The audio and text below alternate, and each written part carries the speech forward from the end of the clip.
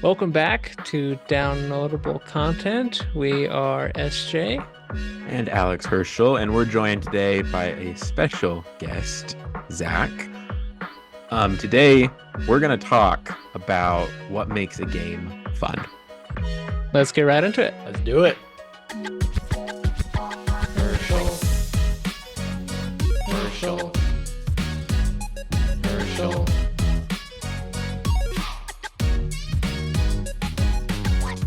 Zach, welcome back.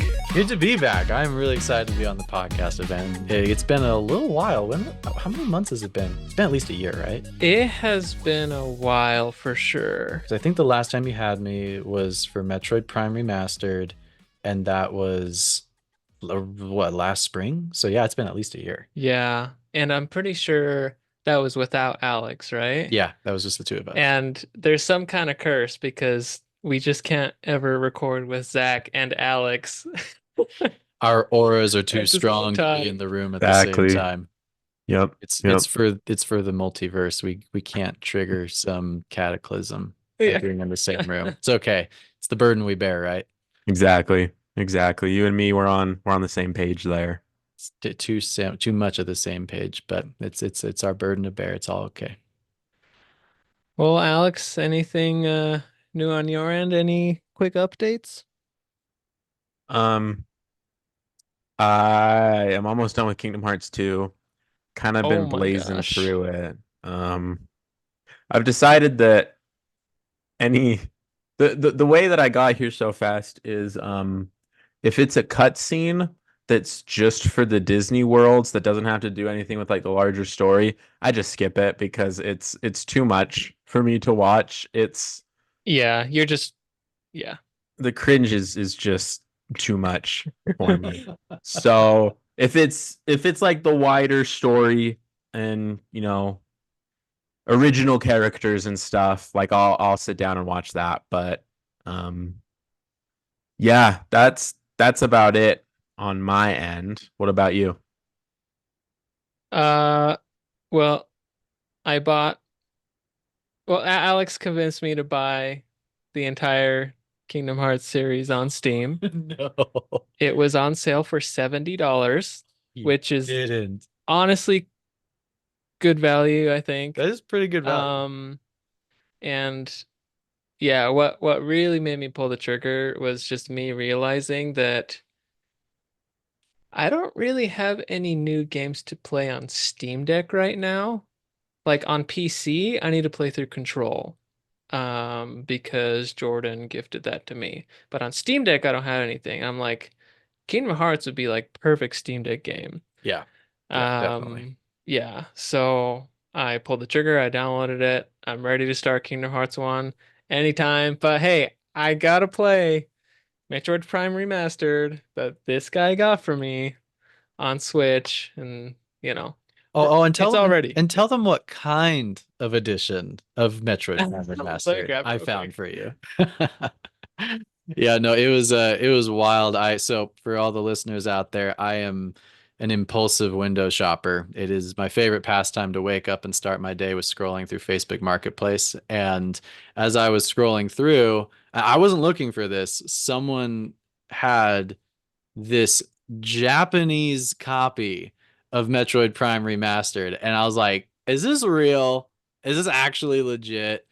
And I read the description of the post, and they were saying that they she bought it for her husband, accidentally thinking it was the English version. And I personally, I'm like, how do you accidentally buy a Japanese version? Like there are literal Japanese characters. It says Japanese, but hey, I wasn't complaining because I was getting it at MSRP, and my boy here, he's part Japanese and he loves that stuff. And so I was like, well, I know what I'm getting him for his half birthday. So there we go. And happy half birthday, man. Thanks, my man. I Yeah, know you'd love it. I did get a little bit of a scare like a couple of nights ago. I was like, wait, what if the Switch is region locked? That would suck. So I put it in. I didn't know that. Yeah. I was just like, even if it's a souvenir, I gotta get it. So I put it in and it worked, and Oh, it's okay. totally fine. So Good. yeah. Good to hear. Anyway, Nice. Zach, what have you been playing lately? What's your Oh, video you game know journey? all too well, I am obsessed with Elite Dangerous. I am Yeah. so glad to have restored my battle station to its former glory. I've got my HOTAS back, and I have just been taken to the skies. And I'm only a little ashamed to say we took Elite Dangerous from I think it was like 230 hours to 400 hours in the last 6 to 8 weeks. So it is now my number one played Steam game, as it should be. Uh-huh. I love Elite Dangerous so much. It just scratches all the right itches for me. I love simulators, especially flight simulators. I love space and I love Star Wars and aliens. And so, like, you get all of that in there. And it's cool too, because, like, you know, people have tried to be like, oh, you should try like Farming Simulator or like, Euro Truck Simulator. I'm like, oh, that's boring. I just rather do it in space because I Yeah. farm asteroids and I truck those minerals across intergalactic So shipping true. lanes. So I really do the same kind of games. It just needs to be space for me to be interested in it. So been playing that a lot. Absolutely love it. And I'm actually probably going to bring that up quite a bit for our discussion today because anyone who's played Elite Dangerous for more than an hour knows there's a little bit of controversy, if you will, about like the game design and like the quirks and not user friendly aspect of it, and it's not really made to be accessible Yeah. in any way, shape, or No, form. it's I really think I not. think Jordan's gotten overwhelmed for maybe a second time or so. Yeah. Like all my friends I bring into it, they're just like, this is so hard to get into. And although he does like the beluga, he might actually want to ship passengers around. We may have found his niche, and so Uh-huh. I'm excited to help him with that. But anyways, even though it's hard and ridiculous, I still find a lot of fun in it. So it's been a good one. I've also been playing Ratchet and Clank Rift Apart because now I have a computer that can run that can do it justice. Mm-hmm. And my brother has not stopped talking about how cool that game is. And so I'm borrowing one of his extra PS5 controllers so I can get the haptic feedback stuff. That's amazing that you can get that through Steam, like as long as Yeah. you have the controller. That's really cool that they did that. You do have to wire it. It obviously doesn't work over Bluetooth because, you got to Yeah, the transmit a little more proprietary data. stuff. But no, I've really been enjoying that game, and without getting too much into our topic yet, it has reminded me of what a fun video game should feel like. It's been a nice refresher in this chaotic landscape we've had for the last 10 or so years with, all the suits coming in and um ultra commercializing video games and using more market data and sales strategies instead of making things cool.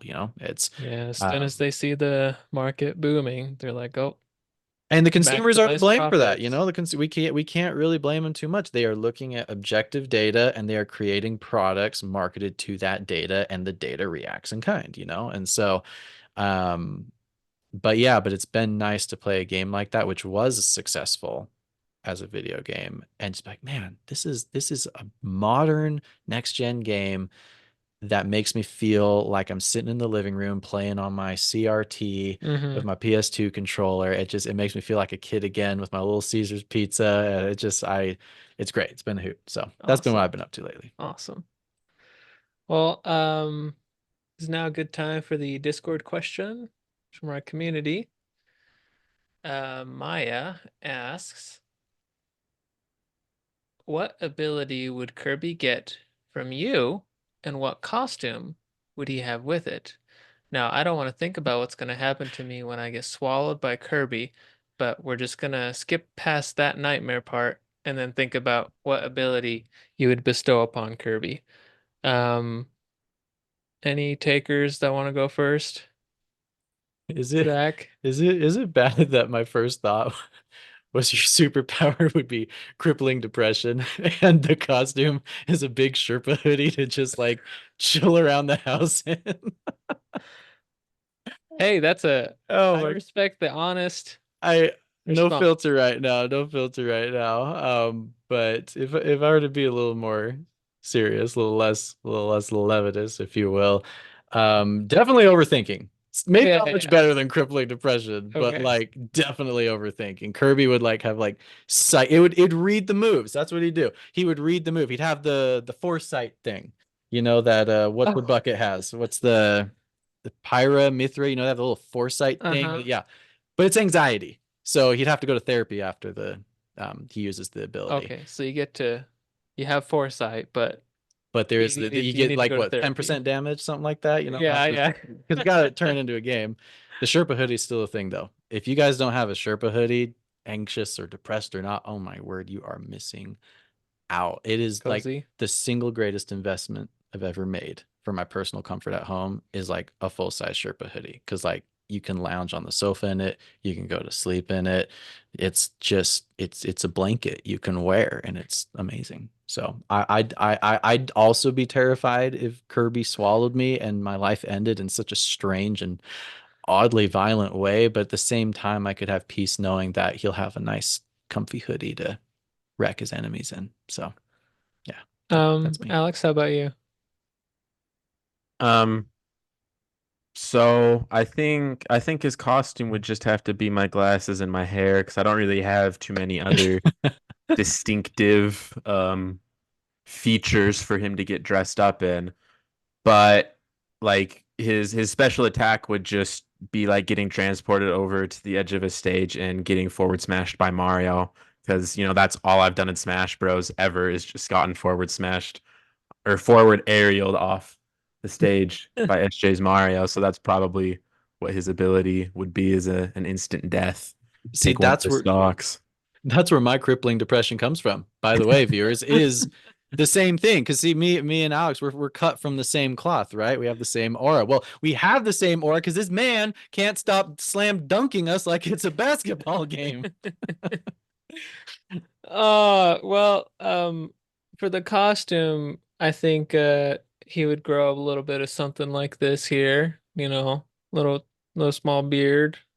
Um, and he'd probably just dress business casual all of a sudden. Um, ability, maybe he becomes bilingual.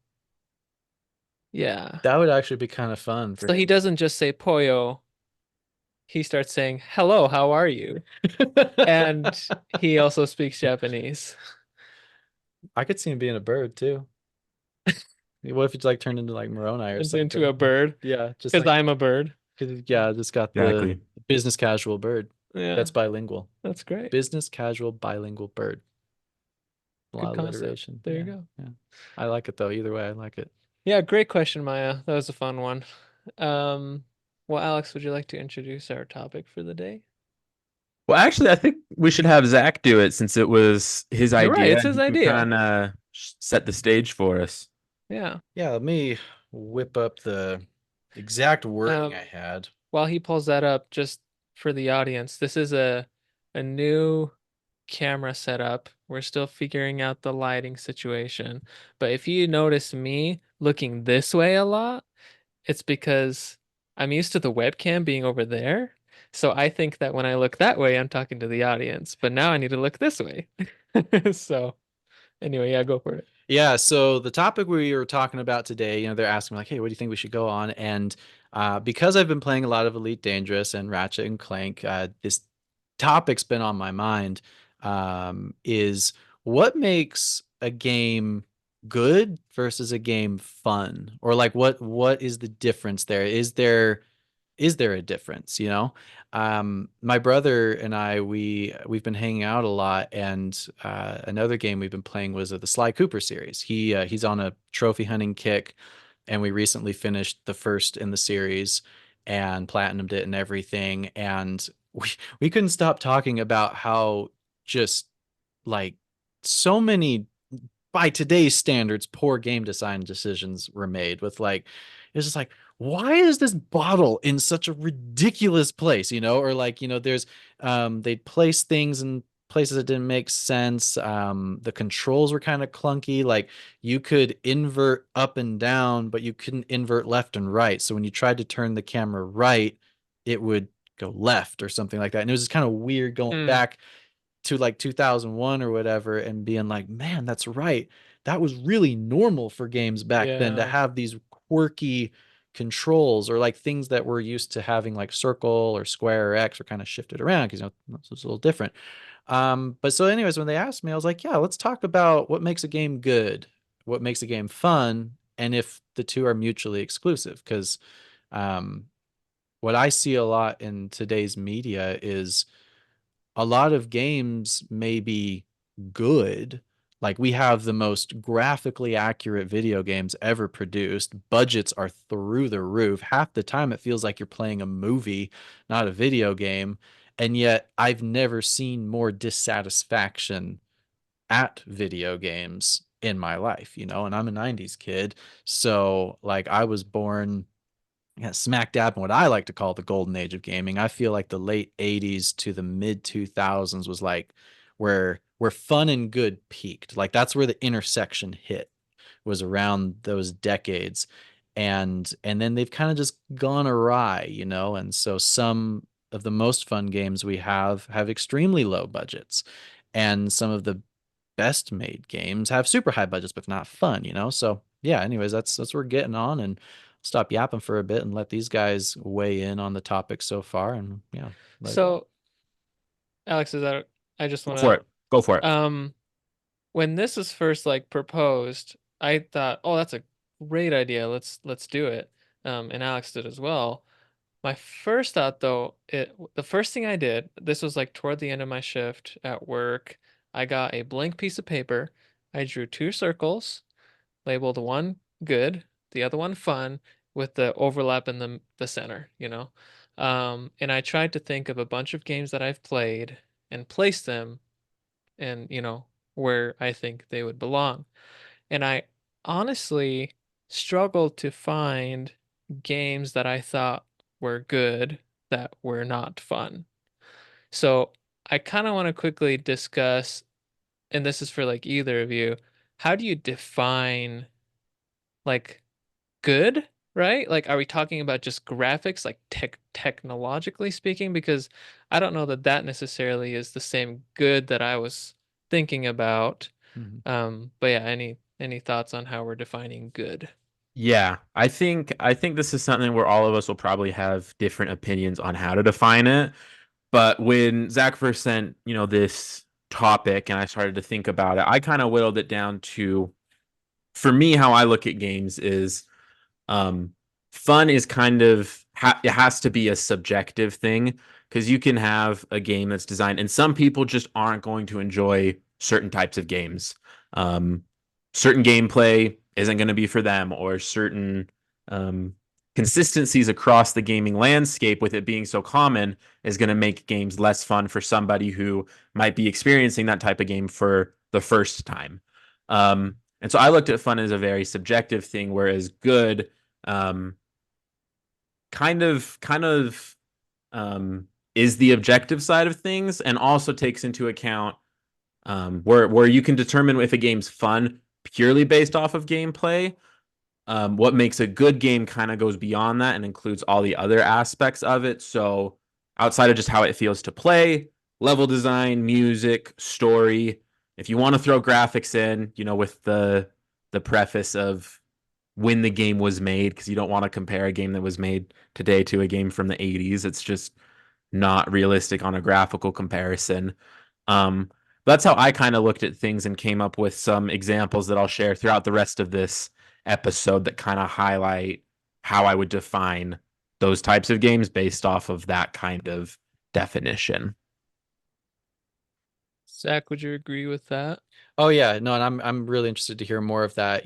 For me, as we go on tonight, people who know me know I'm a history major, went to school, got a degree in history, and I enjoy studying psychology on the side, just as it comes up, just the human mind fascinates me, society as it functions fascinates me, partially because I don't understand how it works. So I'm trying to understand, and as I try to understand, I find new ways to appreciate this weird existence we have out here.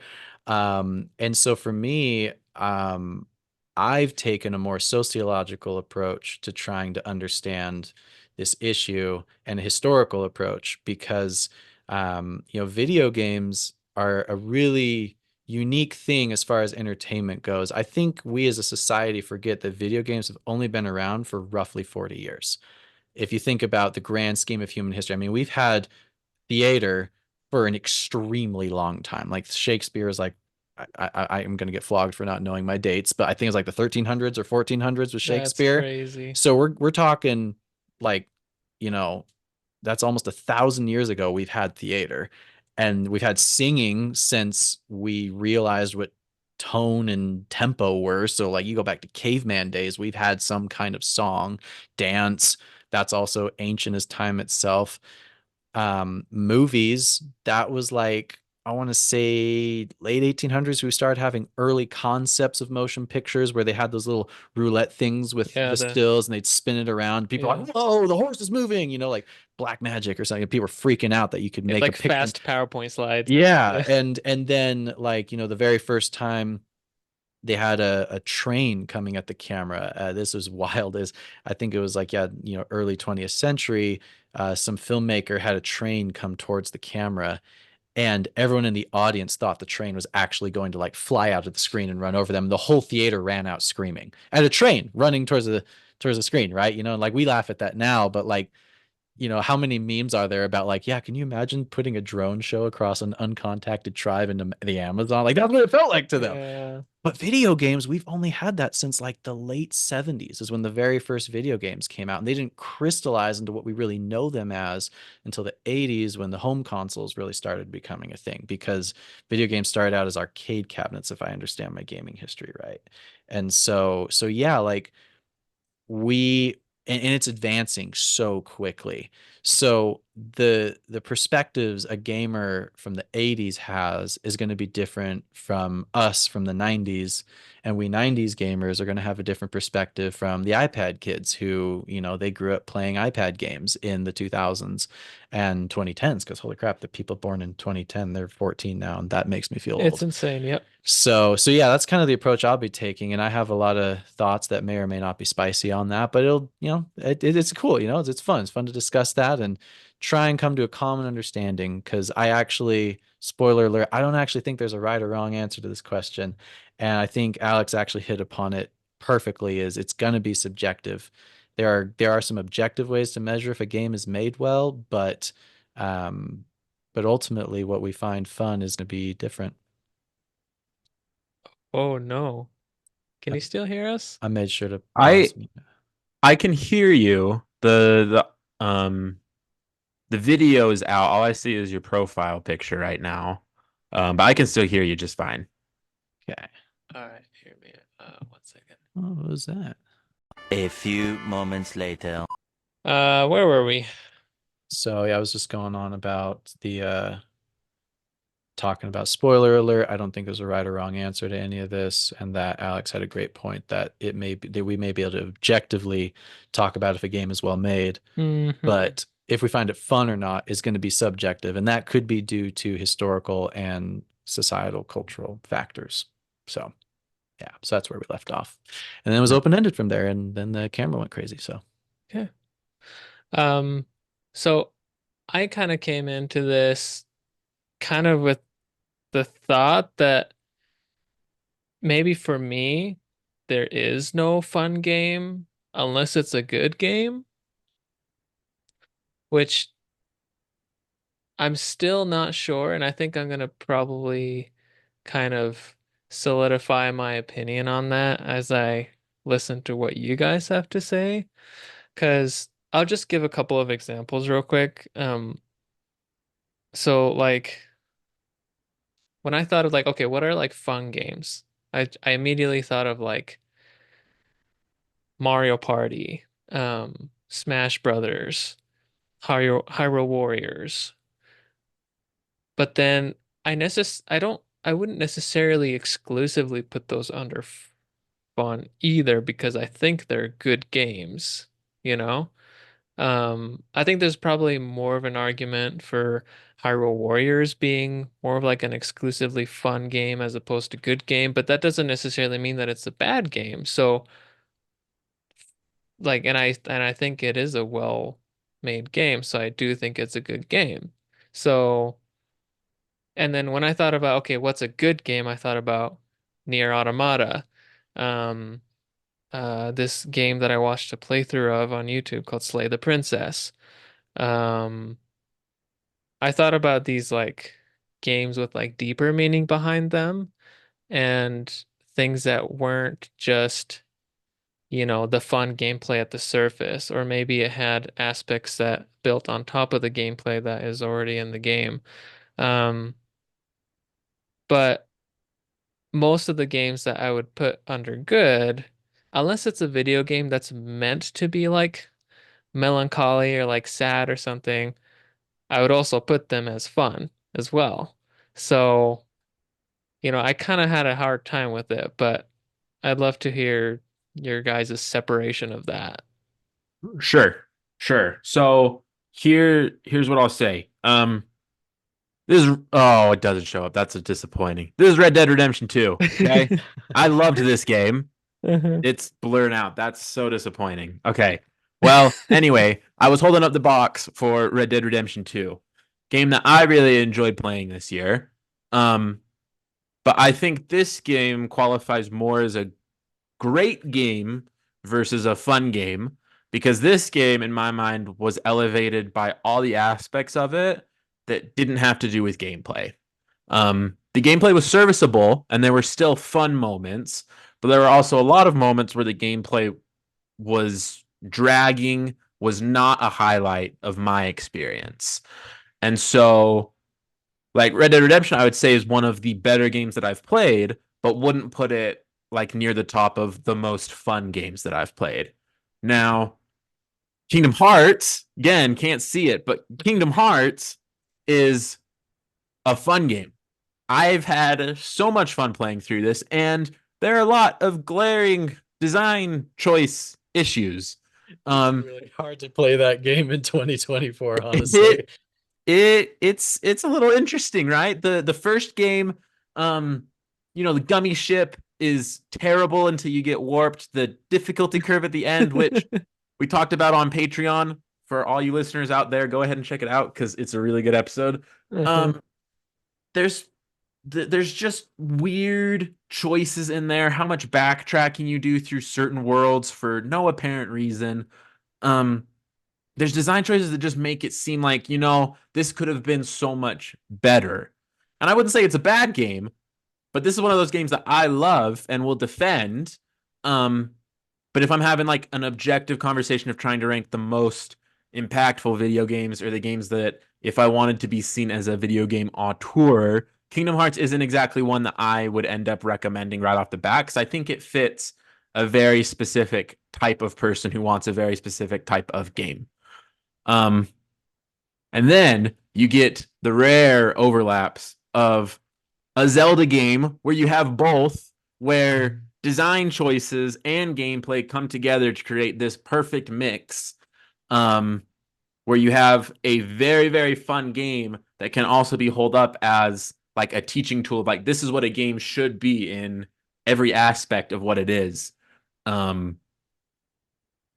Yeah, sorry, I'm getting a little fired up about it. That's why I chose this topic because that's it's one people don't talk about enough, and we should get fired up about it. It's right. great, so go for it. So that's Ashay. I don't know if that answers your question at all, but I'll hand it back to you guys for a minute to kind of go on from there. That is very helpful. Yeah, and I think I agree with your assessment there. Um, yeah, so I guess like fun, the category of fun has, I think, some overlapping attributes with good, but probably different. Like fun is probably primarily gameplay and maybe how pretty it is to look at or whatever. And then good might be more of the nuanced things, the pacing of the game and some of the things that you talked about. So okay. Now that you say that, um well, but so you can still have a game that's either fun or good. So if it's a good game, it doesn't necessarily mean that it's not fun, right? It just means that that's not the main focus and vice versa. So, okay, then I'd probably put a game like Hyrule Warriors as fun. It's definitely if you don't enjoy that gameplay, you're gonna put it down after 15 minutes. And um, but yeah, Zach, your thoughts?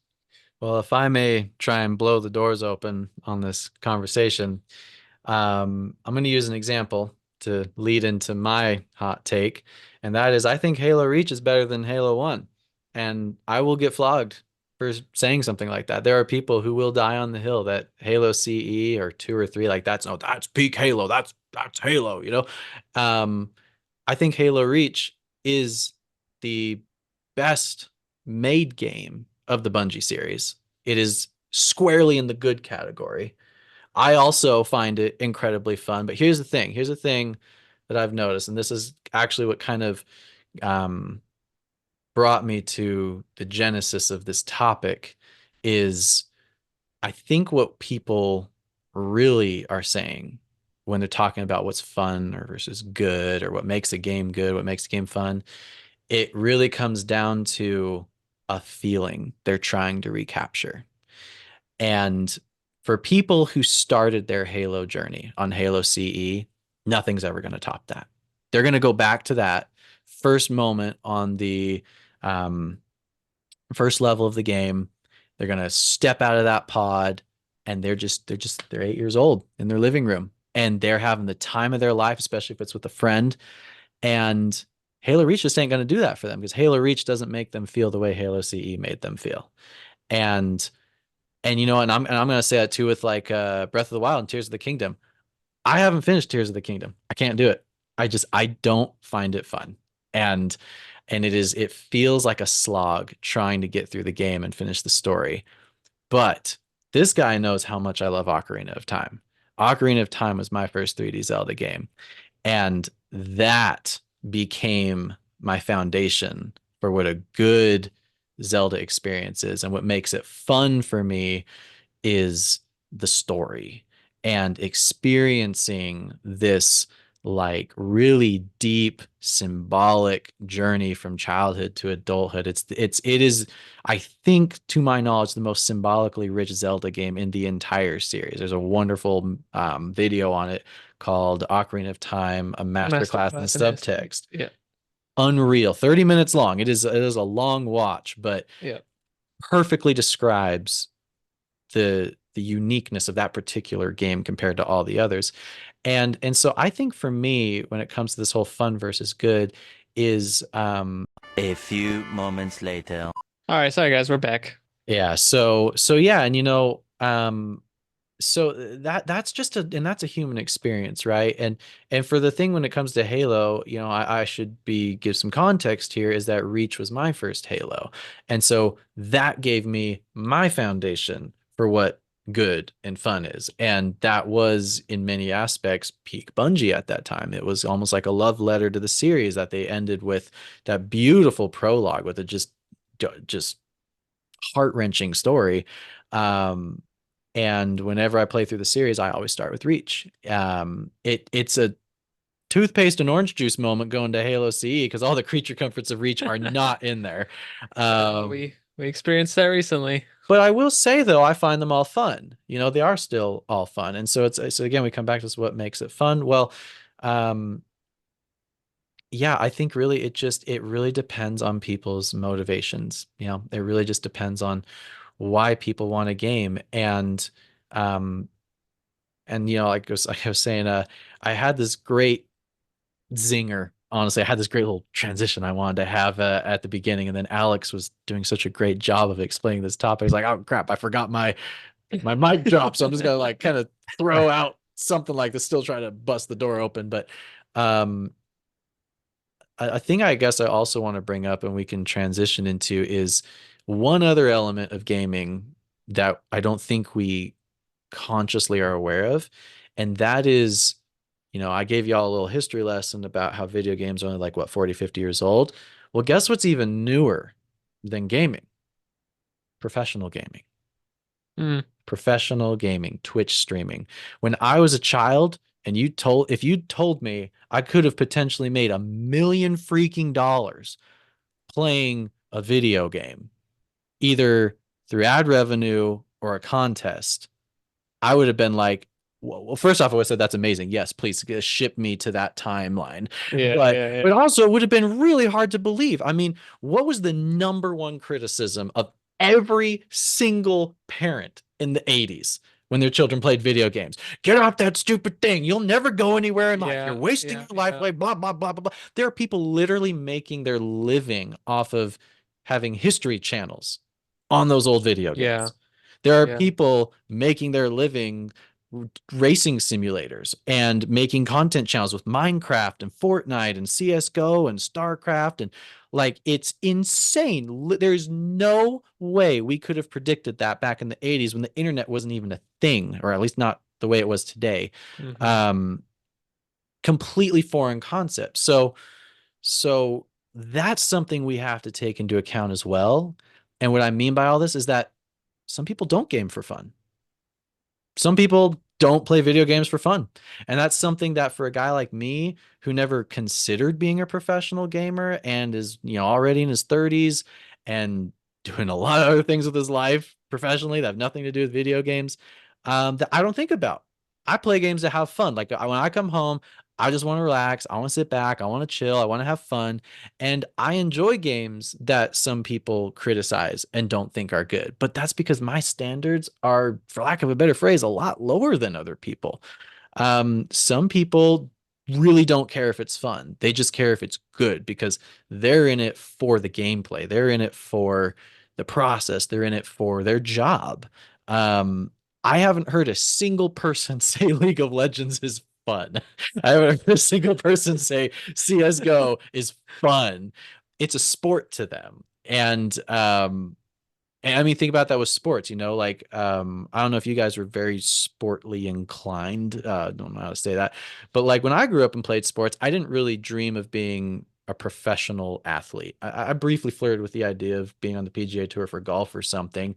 I thought that would have been cool, when I was in high school, but like it was never like a serious, like, be a professional athlete.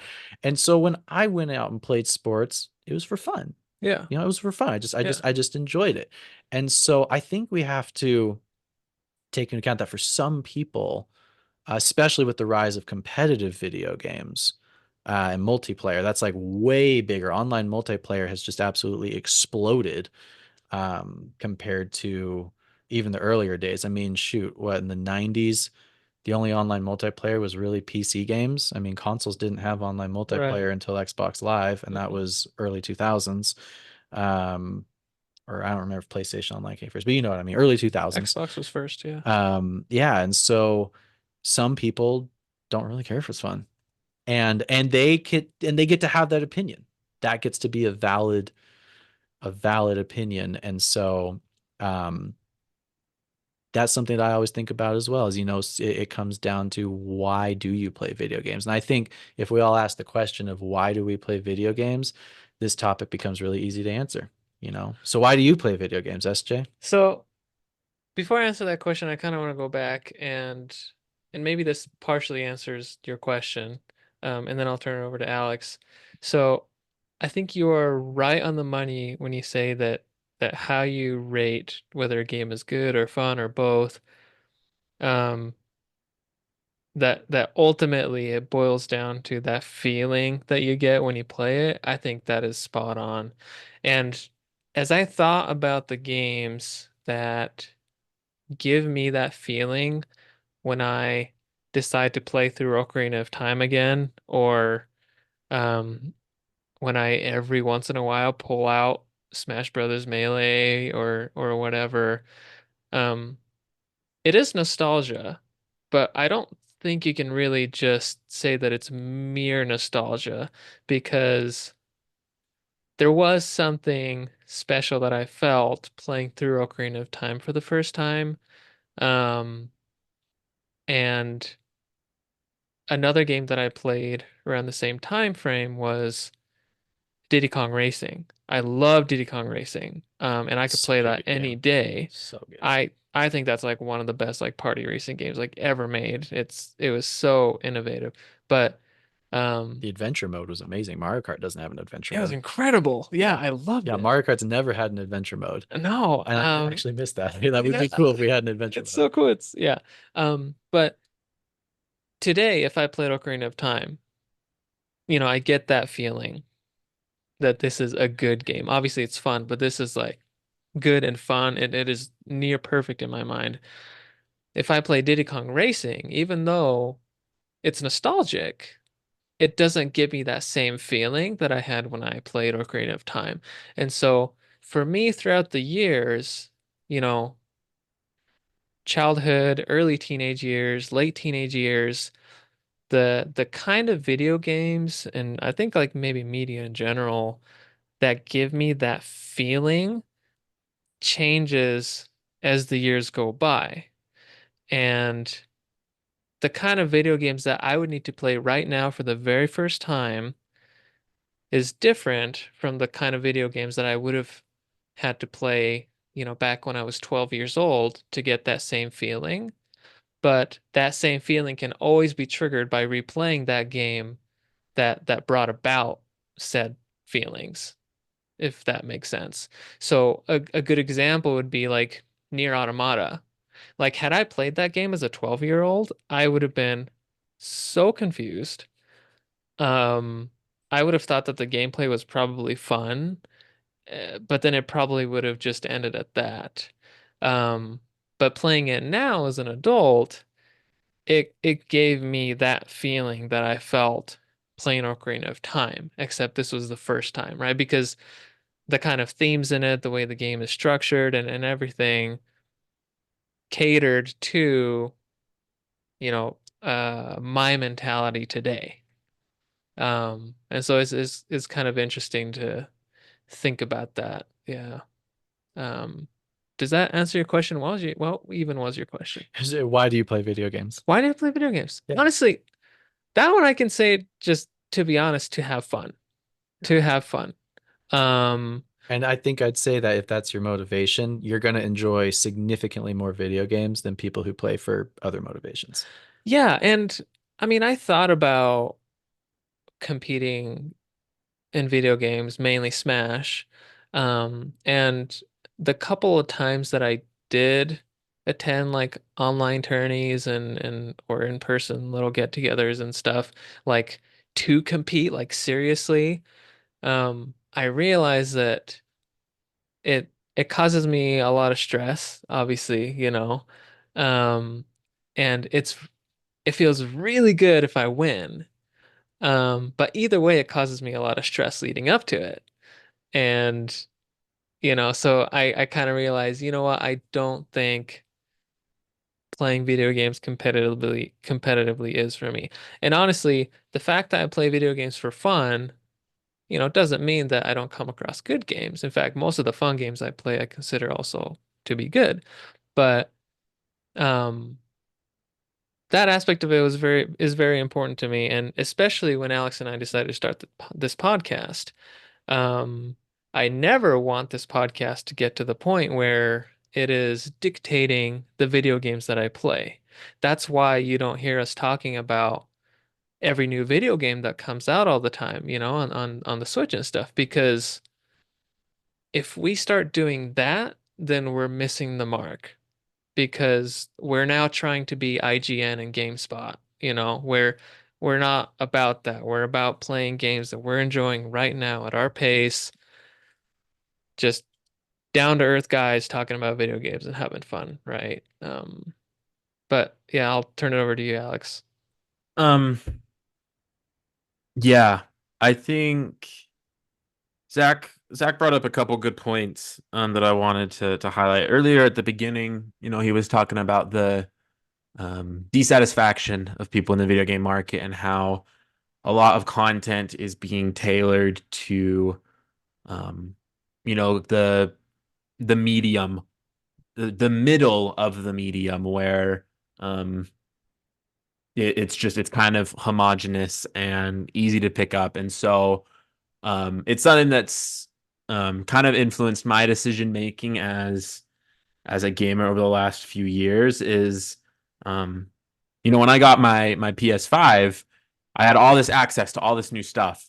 And it was great because it's nothing that I'd experienced before. Something I spent a lot of time doing though is listening to other video game podcasts. And that's a concern that I hear a lot right now is it's just more of the same.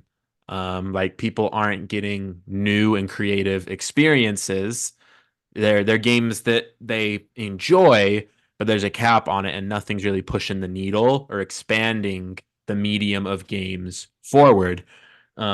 Which is something that's concerning to me because as someone who doesn't have as much time to play games as I would like, right? Like there are other hobbies, other important things in my life, just like it is for the two of you, right? Like gaming is not when people find out that I have a gaming podcast, they're like, "Oh, like you're like a real gamer." I'm like, "Well, no. Like as much as I'd like to have the amount of time that gamers do, like there's all this other stuff that I do over the course of the week. If I get, a good few hours, that was a good week as far as being able to play games. And so, looking to the future, if it's just going to continue to be more of the same, and as I start to catch up to the rest of um, the community that plays games, when do I start to reach that burnout where games stop being fun and new experiences and kind of dip into that homogenous nature of just blatant bloat and repeated actions. Which is why I try to focus so much on Nintendo games because Nintendo tends to keep things loose enough and new enough for me that I'm not disappointed. Um, but yeah, I think if you're playing games and on a casual level and you're not having fun, um, I think that's kind of a sad reflection of the medium as it stands right now. Yeah, no, I absolutely agree. Um, one thing as you're talking and I do want to, if I may at all, I'm the guest, but steer the topic this way because the whole intent was really going between the corporatized stuff and the indie guys really because some of the most fun I've ever had in video games in the last 10 years has been indie developers. And and there's I think a very simple reason for that, especially now that I'm a business owner, is that large corporations are risk averse. That's just how they are. Yeah. They are risk averse, and it is extremely rare to find a large corporation that's what's the opposite Seeking. of risk seeking. Thank you. So at some point, EA stopped being cool because, EA used to be cool. We all loved EA in the 2000s. And then somewhere along the way, they just stopped being cool. And I don't know how that worked or what kind of shareholders did stuff with that. And they got a business model, though. As a business guy, I'll give them credit. They make a lot of money. Their games do make crap tons of money and they're still in business and they're not going anywhere. We just don't like it because we come from an era where they made fun games like Freak Style. Does anyone remember Freak Style from the early 2000s? No, what was Oh that? my goodness. It was the most unhinged, off the wall dirt bike game I've ever played. You're like, I don't have time to describe what this game is. All of you listening, just Google Freak Style real quick. FREEKSTYLE.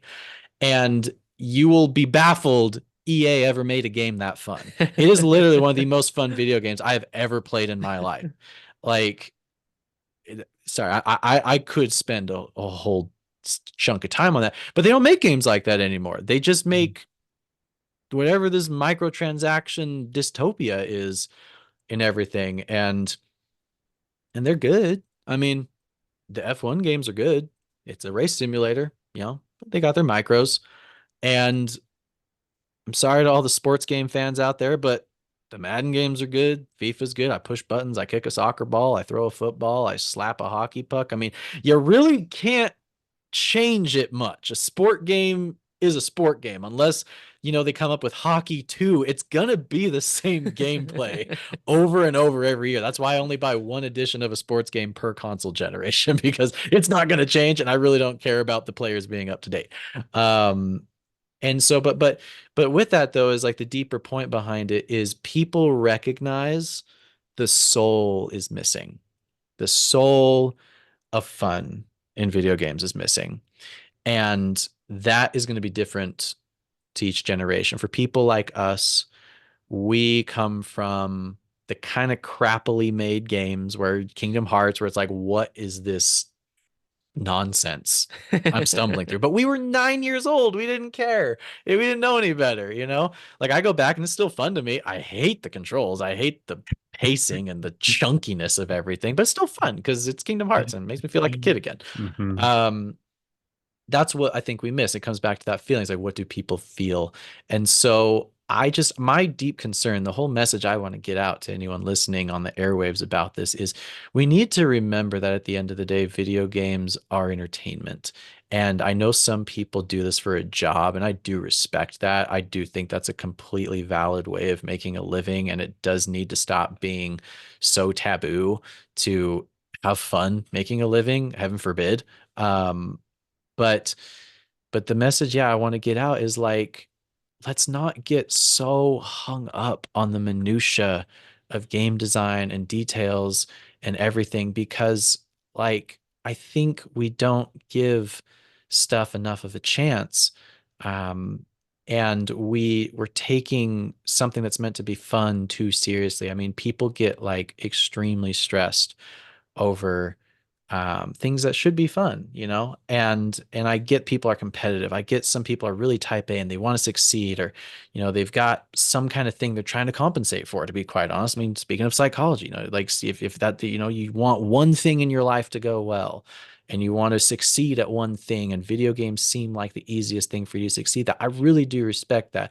I also think it'd be good to, you know, branch out a little bit because like there are admittedly a little healthier ways to develop that. But I get it. I get there's a bunch of reasons why people do that. But I mean, why do I play video games? I play video games because like it makes me feel fun. It makes me feel excited. I love the camaraderie. I've in my older years, I've really begun to appreciate co-op games way more than I used to. As a kid, I was a bit more of a loner.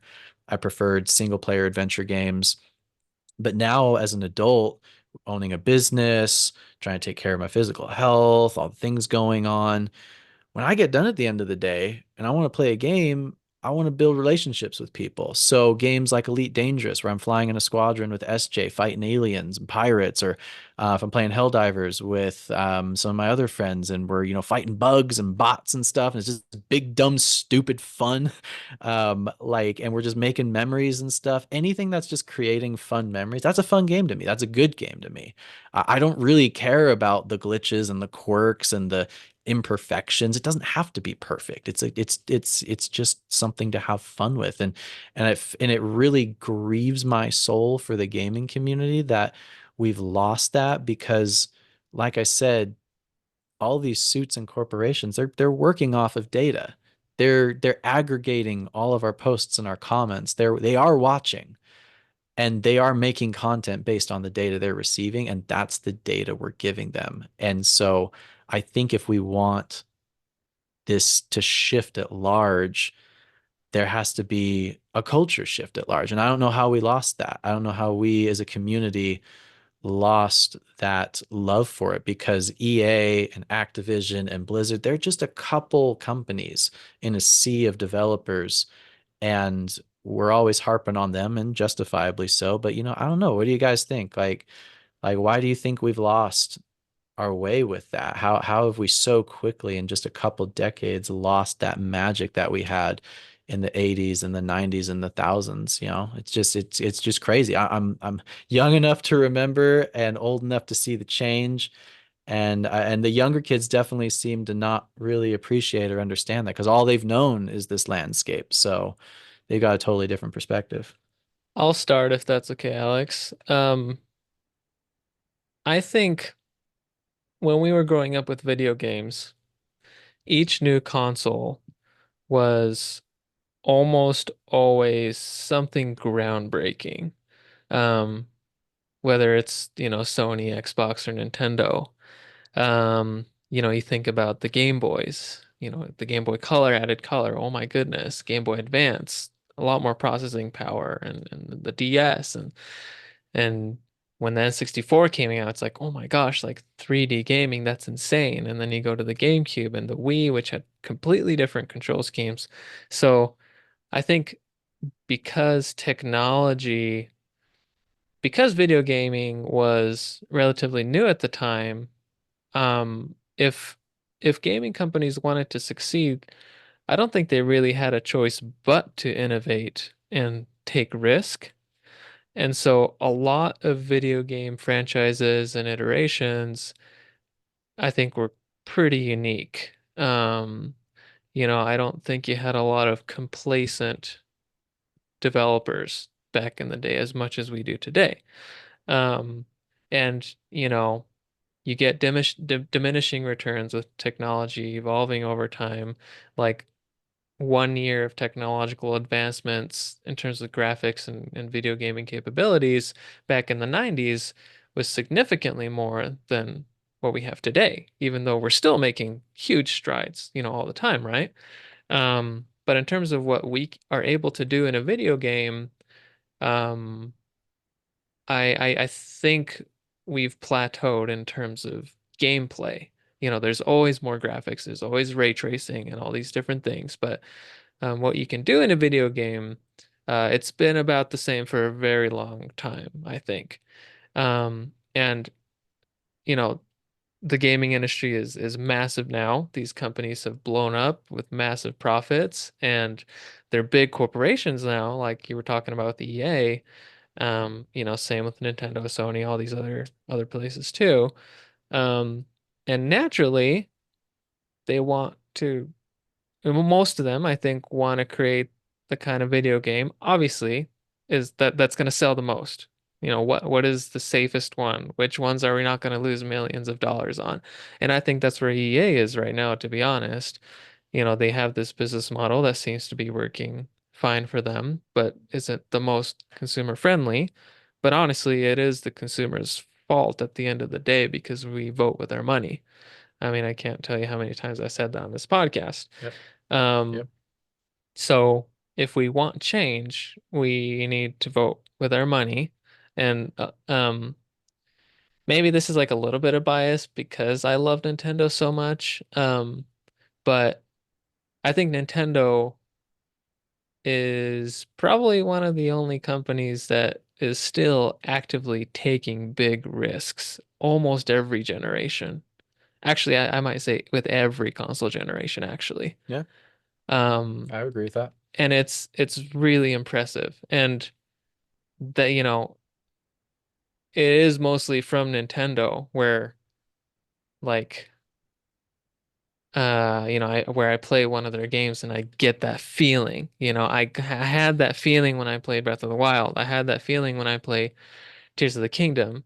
Um, and so many other of their wonderful games. And like a new console isn't just always a box with a controller, with better graphics every time either. Like they're doing new and cool things. And I don't think Nintendo has lost their side of things. You'll never find microtransactions in a first party Nintendo game. Like unless it's like a free mobile game, like the Fire Emblem one or whatever. But um anyway, yeah. Alex. I'm gonna pose two separate but related ideas that I think are the main cause for this. I think number one is just that the video game market is oversaturated. I think because it's grown to be so big, there's honestly like too many cooks in the kitchen. Um, because I remember when I was a kid, like games would come out and you would talk about them for a long time. Um, and now, like with how much comes out so constantly, like especially like reporters and critics who have to, constantly be staying updated and stuff, they're constantly having to move. And it's kind of a meme on the podcast that I like to bring up Eastward every few episodes. But when I was a kid, like doing that was like the normal thing to do. If you liked a game, you would talk about it and it would stay with you. But I get comments from multiple people like, why do you keep talking about the same game like that's done. It's time to move on to the next thing. And I think that in itself is kind of a bit of a problem for me. Because I think it limits like the lasting impact of something. And if we want games to be focused on the best possible thing and it's a data game, the more places that you can take data from, that's going to skew the data one way or another. Whereas if there was a larger focus on, or if there was just less coming out, I think the data would be a bit more refined and they'd be better able to continue on in that innovation.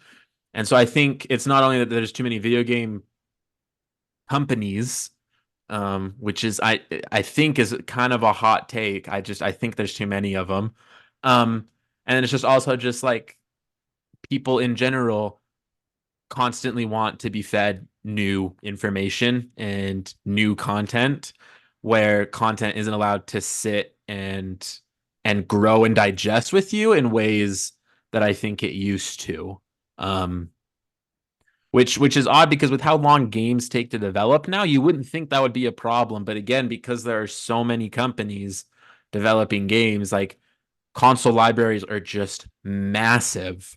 And I think that hurts the overall experience because if you've got so many data points for middling games, that's going to lead you to a result that might not be truly reflective of what you're trying to find, in my opinion. Yeah, I think those are all very valid takes. And I don't know if this is completely related, but like one thing going back to history is one of the things people always cry about is microtransactions, especially on the free mobile games and things like paying money for extra lives. Um, does anyone here remember arcade games? Arcade games were the original Oh my microtransactions. gosh. Like, anyone ever stop to think about that? Like, one thing I found out, because again, me, history, I'm always reading weird random facts and Elite Dangerous, love Elite Dangerous, is I was looking at the history of Elite. Apparently, it's the longest running space simulator game in history. Over 35 years, I think. The first game was in 1984. And it was also the first 3D game, apparently. Very first Okay. game, it was just wireframe spaceships and stuff. But I remember reading something with an interview. I think David Braben was the guy directing it. And they were talking about how Elite in 1984 was actually a revolutionary video game for that space because up until that point, really most of the video games you played were arcade cabinets. There's no such thing as saving your progress. There's no such thing as a continuous experience like we take for granted today. And I actually sat back and I'm like, holy crap, like that's a great point. All my games are, I can invest in them. But up until a certain point, video games were going to an arcade cabinet. You put in a couple quarters or nickels or, yeah, it probably would have been nickels. Thanks, inflation. You put in a couple nickels or whatever, and, try and get your high score, get your name. It was competitive. That was fun to people, but it was stressful. You're always trying to compete with that. There was no long-term experience. And then gradually with games like Elite and then Super Mario and things like that, they started creating these in-depth experiences you could carry on at home and you could keep going with.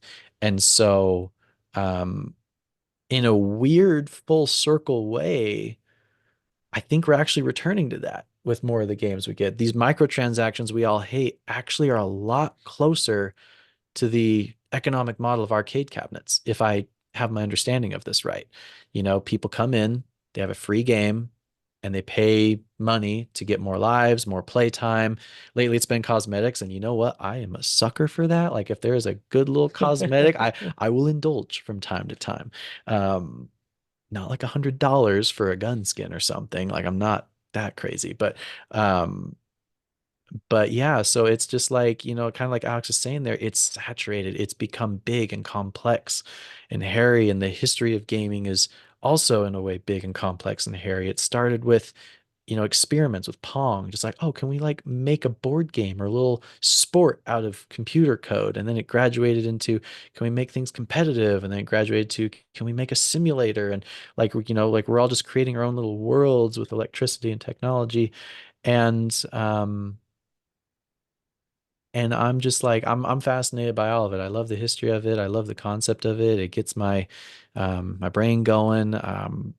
And yeah, I don't know. I don't know if there's really an easy answer to this, and I don't know if there needs to be an answer to it really. This has just kind of been something that was open-ended for me. I'm always thinking about, I'm always hashing it around and everything. Um, and I think that's okay. You know, video games and their history is as human as the people who play them, I think. You know, because it's same with art. You know, we look at movies and the landscape of the stories we like to watch and we like to have told.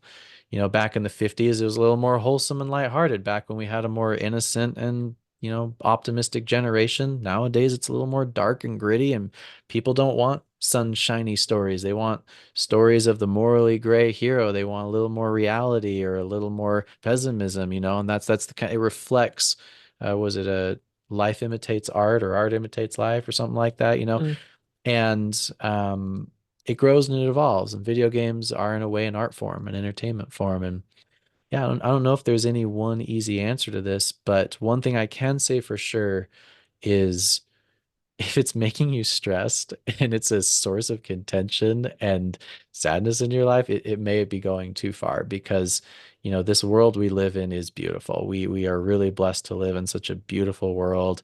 Um, and life is precious and it's just too short to get upset about things like this. You know, the benefit of markets being so oversaturated is there is something for everyone. If you don't like something, find something you do like, you know? You don't gotta, and just because someone likes something that you don't like, it doesn't mean you gotta criticize it, you know? Like like coming back to like Elite Dangerous, like I was saying, it's kind of a messy game. It's it doesn't have the most intensive development support from what I understand. It's not super accessible. It's for a very niche audience. And the people in that community do like to complain about it, but at the same time, they're still there 10 years later.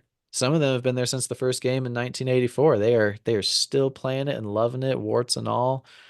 And there's always going to be a place for those Ratchet and Clank style games that make us feel like kids, you know. I think that's one of the best games made in the current generation because despite it being a next gen game, it feels exactly like the original PlayStation games, Hmm. which I think is just miraculous in this day and age when you have a long running series like that and it still feels like that. You got the nuts and bolts you're collecting, the crazy overpowered weapons, the upgrades, the cartoony graphics, the Saturday morning cartoon kind of feel. Like I miss that. I miss that innocence and that joy in gaming. It's too gritty. It's too serious. We need more of that fun, light-hearted stuff in there. We need more of those arcade cabinet kind of feelings. That's why I like Helldivers 2 so much. It feels like a goofy game with just big, dumb, stupid fun. And I from that generation miss games feeling like that. And you know, so yeah, I don't think there's any easy answer for it. We all have to find our own way with it. But as long as we, you know, use our time wisely and we, you know, are making stories and memories, I mean, I think that's what makes a game good. You make memories with it, you have fun with yourself or friends. So I think that's a great game. Doesn't matter what it looks like, doesn't matter the budget, the glitches, whatever. At the end of the day, if you feel like you got your money's worth, then that's good. And I think our standards for what our money's worth is should definitely be relaxed a little bit because at the end of the day, we're just trying to take a load off, you know? Well said. Well said. Um, I will say, don't release unfinished games. Yes. Okay. I I can, will put yes. my foot down on that. Do not do that. But that is a different thing from what you were saying, Right. right? That's a separate issue. Right. But just to be clear, Everyone can and should criticize businesses for releasing unfinished games and using us as paid beta yeah. testers. That's not okay. But I will say, if one of your friends says, "Hey, it doesn't bother me. I still have a great time with it." Yeah. Well, that's up to them, right? That's great. I have no need to put that friend down or shame him for playing a game that I believe is unpolished. Um, that Uh, that was a good example of that would be Violet and Scarlet, Pokemon. I know a lot of people that just played through the game and didn't have a lot of issues and just had a great time. And I personally, in protest of the state of the game at release, I didn't buy it. And that's totally fine. I just like my hamburger to come to me completely assembled. I don't want to eat the bun first, and then the lettuce, and then the tomato, and then the patty. If you like doing that, on the power to you. But if I pay for a burger, I want the whole burger to show up on my plate. I want the complete experience. I'll add on the fries later. I don't mind some DLC, but if I pay for the burger better show up completely Amen. assembled. Alex, any concluding thoughts? No, I think we got it. Okay. Well, thanks everyone for listening. Special thanks to Zach. Thanks, my man, for coming on. Glad to be here as always. Always a pleasure. Thank you to our Patreon supporters. We have our Down to Earth Cockatiels. We have Grandpappy, Joshua, and Tyler. And then our Down to Earth parakeets who are Jay Maurer. And then we also have Nicholas. So thank you for your support. And special shout out for this episode because this new camera setup that we're putting together right now could not have happened without your support. So this is how, we're growing thanks to you guys, right? And even if you can't support us on Patreon, thanks for always listening in. Of course. All right, talk to you next time.